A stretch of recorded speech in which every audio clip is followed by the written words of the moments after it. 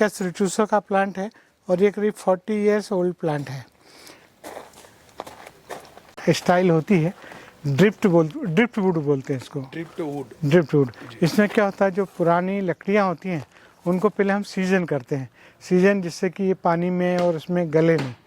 Ficus की different varieties हैं। ये माइक्रोकार्पा है जिसकी लीव्स आप देख रहे हैं बहुत ही छोटी छोटी हैं और ये बहुत ही सुंदर प्लांट है। ये करीब 15 साल पुराना प्लांट है। आप इसका बेस स्ट्रक्चर बराबर देख सकते हैं, एरियल रूट्स आ रही हैं, छोटी छोटी लीव्स हैं। तो नमस्कार दोस्तों, द प्लांट गुरु चैनल में आपका हार्दिक स्वागत है। आज की इस कड़ी में हम डॉक्टर CL गुजर साहब के फार्म हाउस पे एक बार फिर आए हैं। पहले भी आपने बहुत सारे सर के वीडियो देखे हैं। सर बॉन्साई पौधों के लिए काम करते हैं और बहुत सारे सैकड़ों वैरायटियां इनके पास पुरानी सी पुरानी बॉन्साई वैरायटियां मिल जाएगी और रात दिन जो है पौधों के ऊपर ही काम करते हैं। पेशे से sir as a surgeon doctor हैं, लेकिन पौधों के भी हम डॉक्टर साहब ही सर को बुलाते हैं और इनके फार्म हाउस पे आपको ऐसी अनगिनत सैकड़ों वैरायटियां मिल जाएगी जो बहुत ही कम लोगों के पास देखने के लिए मिलती है। तो आज इनके गुणों के बारे में बात करेंगे कि कौन से पौधे की क्या गुण होते हैं और इन ठंड के दिनों में बॉन्साई पौधों की देखरेख कैसे करते हैं और क्या करने से पौधों में बीमारी नहीं आएगी या बीमारी आएगी तो क्या करेंगे, धूप कैसी चाहिए, छांव कैसी चाहिए, पानी कितने दिन में देना है, तमाम प्रकार की सारी बातों के बारे में आज सर से हम जानकारी लेंगे। तो वीडियो में आप नए हैं तो चैनल को सब्सक्राइब कर लीजिए। तो चलिए मिलते हैं CL गुजर साहब से। तो मैं डॉक्टर CL गुजर आज बोनसाई गार्डन का विजिट करा रहा हूँ। ये ठंड के दिनों में बोनसाई पौधों की देखरेख किस तरह से की जाए, तो मैं यहीं से शुरू करता हूँ। ये फाइकस का पौधा है। फाइकस तो सदाबहार प्रजाति होती है, इसमें कभी भी फोलिएट की कमी नहीं होती है। फिर भी कुछ वैरायटीज़ होती हैं जिनमें पतझड़ होती है इस टाइम में, और इस टाइम में ये पौधे स्पेशल केयर चाहते हैं। इनको कम से कम पानी लगता है, दूसरा कीटाणु का अटैक ना हो, इसके लिए इनको इंसेक्टिसाइड और माइक्रो एलिमेंट्स की ज़रूरत होती है। ये दोस्तों ये जेट प्लांट है जिसको मैंने सेमी कास्केड स्टाइल में बनाया है। ठंड के दिनों में इस पौधे के भी पत्ते बहुत छोटे छोटे हो जाते हैं। आप देखिए नॉर्मल पत्तों से ये करीब 1/3 लीव्स हो गए हैं, है ना। तो इसको भी, ये पौधा वाटर सकुलेंट है, इसको भी ज़्यादा पानी की ज़रूरत नहीं होती। यदि ठंड के दिनों में पानी देते हैं तो ये पौधा मरने लग जाता है।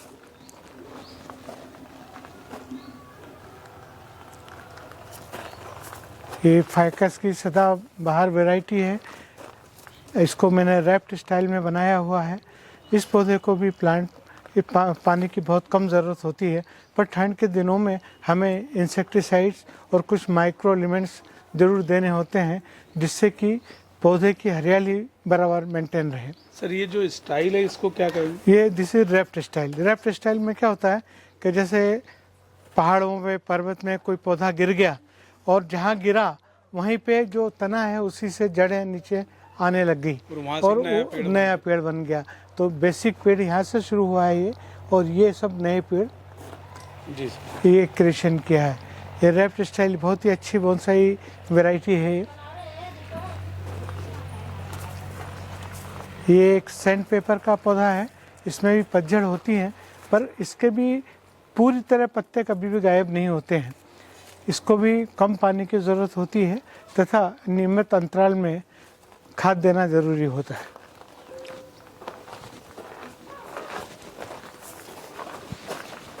ये फाइकस वीरेंस की वैरायटी है। जनरली नवंबर दिसंबर में इसके पत्ते झड़ना शुरू होते हैं और जनवरी तक सारे पत्ते झड़ चुके होते हैं और 15 जनवरी के बाद फिर नई लेफलेट्स शुरू होती है। इस टाइम में ये डोरमेंट स्टेज बोलते हैं। इसको खाद पानी किसी चीज़ की ज़रूरत नहीं होती है, बस इसको इंसेक्टिसाइड लगता है जिससे कि पौधे को कीटाणुओं से बचाया जा सके। सर ये कितना पुराना पौधा होगा? ये 35 साल के करीब पौधा पुराना है। और इस प्लांट में आप देख रहे हो ये जैसे पौधा जल गया है। ये क्या होता है, पहाड़ों पे जब बिजली गिरती है तो पहाड़ों पे बिजली गिरने से जो होता है पेड़ बर्न हो जाते हैं। यहाँ पे हमने उसी को डेपिकेट किया है कि इस तरह से बनाया है इसको कि ये लगे कि बिजली गिरी है इस पौधे पे और ये इसने स्वरूप ले लिया है। दोस्तों ये मांडो इमली का पेड़ है, इसको इंग्लिश में बाओ प्लांट बोलते हैं। ये इसका पतझड़ का सीज़न होता है और ठंड के दिनों में करीब करीब इसके सारे पत्ते झड़ चुके होते हैं और 3 महीने तक इसमें पत्ते नहीं आते। 15 फरवरी के बाद इसमें पत्ते आना शुरू होंगे और 15 से जून 15 तक ये बिल्कुल सदाबहार पौधा रहता है। कितनी एज होगी सर इसकी? ये भी करीब 40-45 साल पुराना पौधा। ये वायर जो बांधा है सर ये पेड़ों में? हाँ, ये एक्चुअली एक स्टाइल होती है जिसको हम बोलते हैं air drip style, air driven style की। पहाड़ पे पौधा लगा, एक तरफ से हवा आ रही है और पूरा का पूरा पौधा इसमें झुक गया है। तो ये झुका हुआ शेप देने के लिए ये हमने वायरिंग की हुई है जिससे कि ये वायर परमानेंट शेप ये ब्रांच को ये शेप दे देंगे और ऐसा लगेगा कि ये पौधा इधर से हवा के कारण पूरा झुक चुका है। आप देख रहे हैं इसमें छोटे छोटे फ्रूट्स भी आने लगे हैं, ये पीले हो जाएंगे, बहुत ही सुंदर नज़ारा होगा इस प्लांट का। कैक्टस की डिफरेंट वेराइटीज़ हैं। ये माइक्रोकार्पा है जिसकी लीव्स आप देख रहे हैं बहुत ही छोटी छोटी हैं और ये बहुत ही सुंदर प्लांट है। ये करीब 15 साल पुराना प्लांट है। आप इसका बेस स्ट्रक्चर बराबर देख सकते हैं, एरियल रूट्स आ रही हैं, छोटी छोटी लीव्स हैं और बहुत ही सुंदर बोनसाई के लिए ये उचित पौधा है। ये एक लिपस्टिक फाइकस की वैरायटी होती है। जनवरी फरवरी में जब इसके नए पौधे आते हैं तो ये पौधे रेड कलर के होते हैं, जैसे लिपस्टिक का कलर होता है ना, इस तरह से ये पौधा बनता है, इसलिए इसका नाम लिपस्टिक फाइकस दिया है।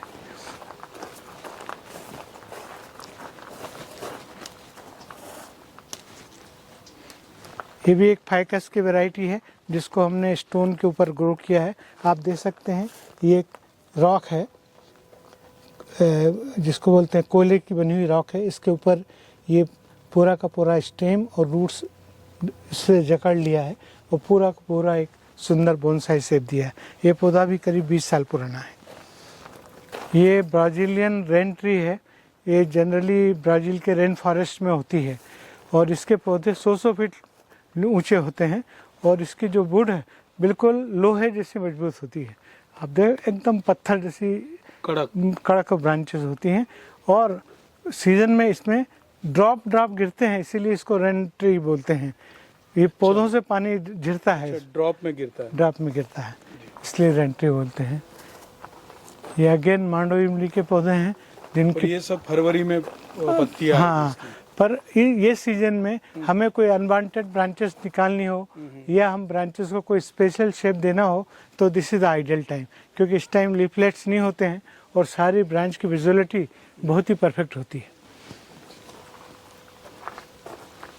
जैसे इस समय कभी शेप देना रहता है तो इस समय दे सकते हैं? इस टाइम शेप जनरली देते नहीं हैं क्योंकि ये डॉर्मेंट पीरियड होता है। पेशेंट की इसकी ब्रांचेस ग्रोथ नहीं करती हैं, तो हमें उस टाइम उनका शेपिंग और प्रूनिंग करना चाहिए जब इनकी ग्रोथ पीरियड हो, तो हमें रिजल्ट अच्छे मिलते हैं। एक ये बड़ा सुंदर पेड़ दिख रहा है सामने, ये ना, हाँ, ये ऑस्ट्रेलियन फाइकस है जिसको ऑस्ट्रेलियन बरगद भी बोलते हैं।